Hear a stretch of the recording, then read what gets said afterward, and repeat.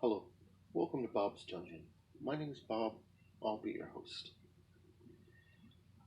When the Star Wars role-playing game first came out, it was published by West End Games in the mid-1980s. And after the original trilogy, it was pretty much this game that kept Star Wars alive until the new novels started coming out in the early 90s, starting with Timothy Zahn's Thrawn trilogy. About the mid-90s, West End Games went out of business. They filed bankruptcy and quit making games.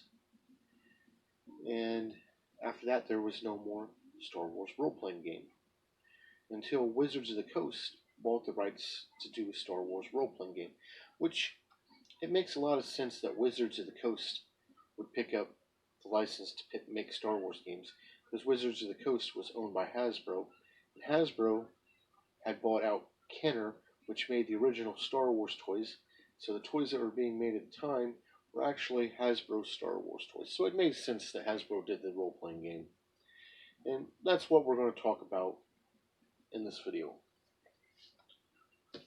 The Star Wars role-playing game Core Rulebook.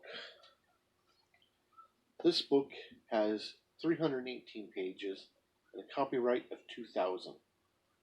It was published by Wizards of the Coast. All of the artwork in this book is in full color, and it goes back and forth between photos from the movies and promotional stuff to actual artwork. So let's go ahead and look at that artwork.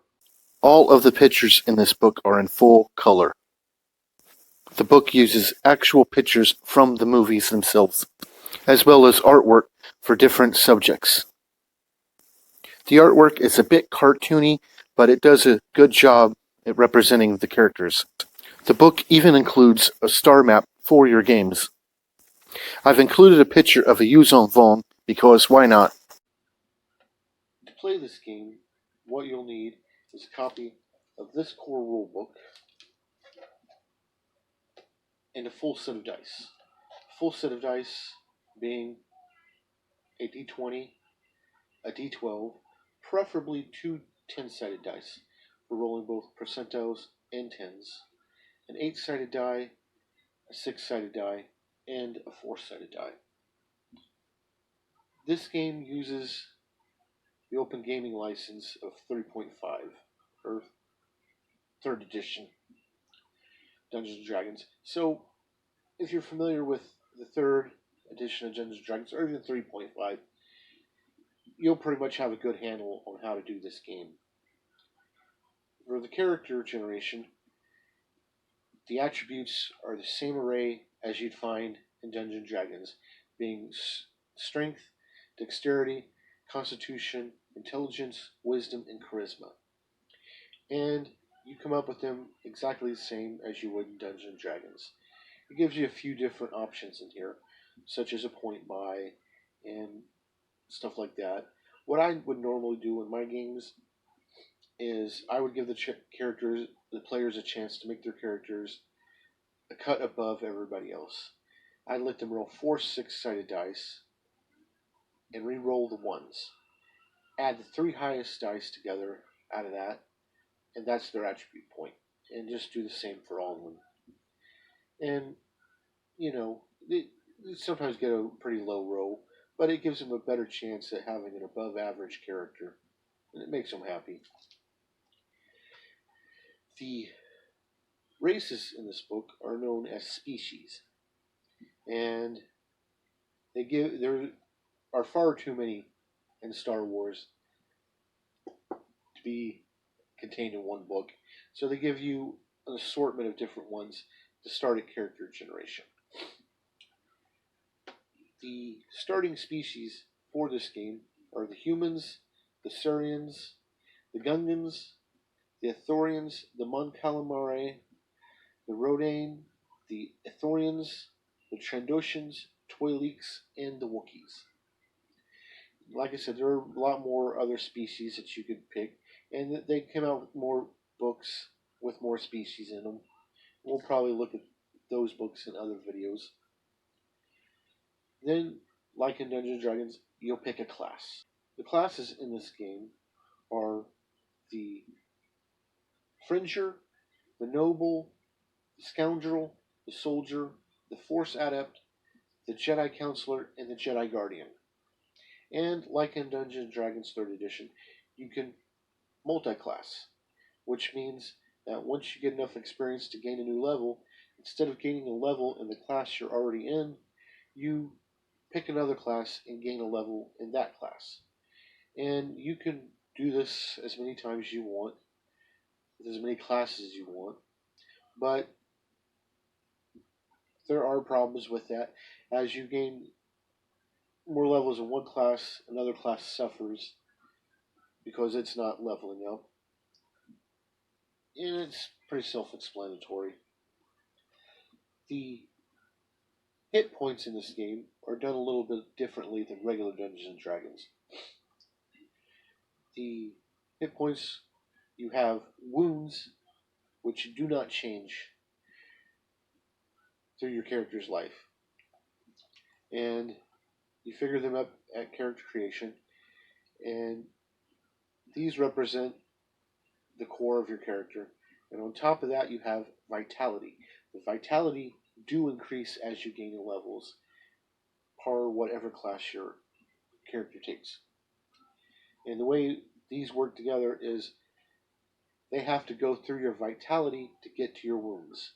Your vitality represents stuff like cuts and bruises, small abrasions, light damage,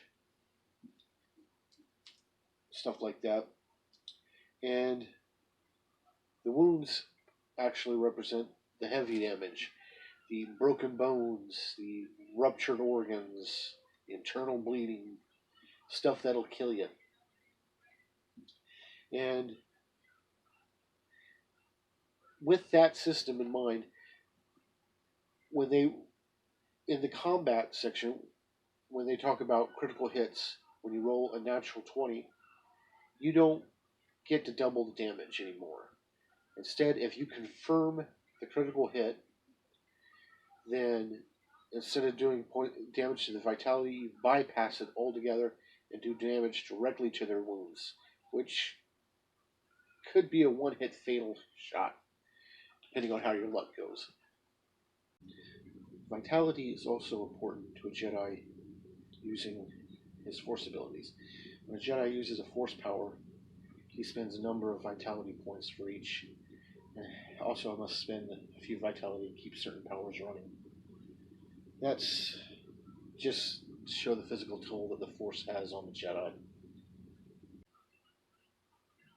The saving throws for this game are just the same in Dungeons and Dragons: fortitude, reflexes, and willpower, and they work exactly the same. And your character gets an assortment of skills based on what class he's in. Class skills are cheaper to buy than non-class skills. You also get feats every so often, and there are the general feats, the combat feats, and in this there are force feats.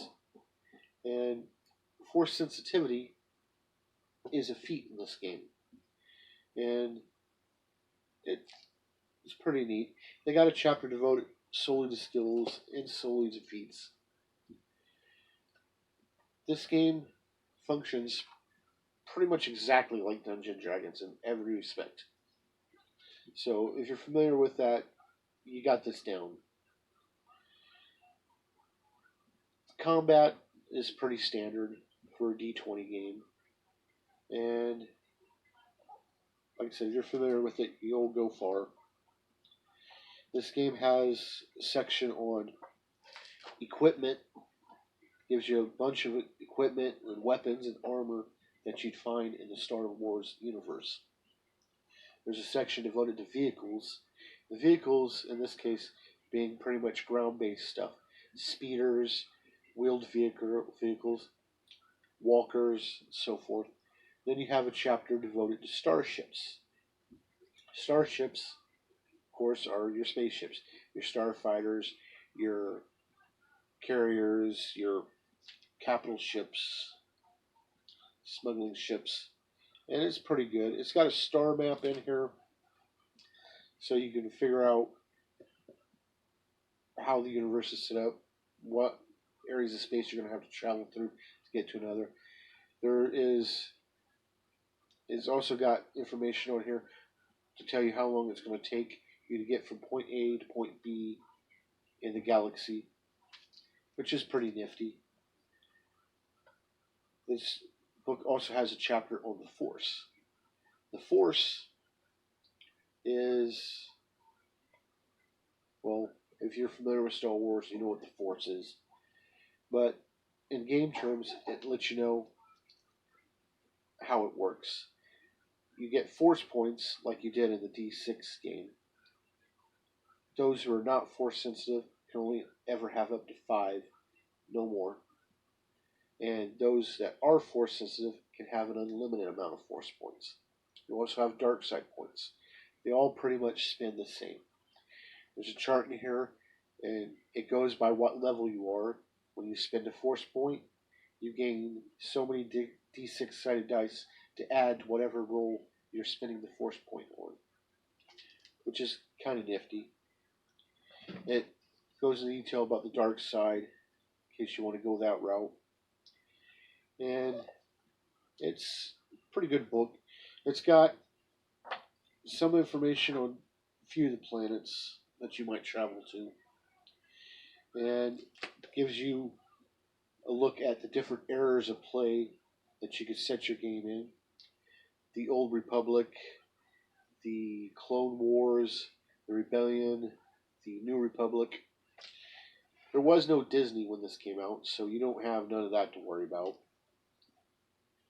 And it also has some write-ups of some of the characters from the movies. Luke Skywalker, R2-D2, Darth Vader, Anakin Skywalker, Padme, even Jar Jar. It's got another chapter in here devoted to creatures that you might run into, other alien species, even write-ups of stormtroopers, thugs, darksiders, and other things that you might run into. There are also prestige classes in this game, like in Dungeons & Dragons.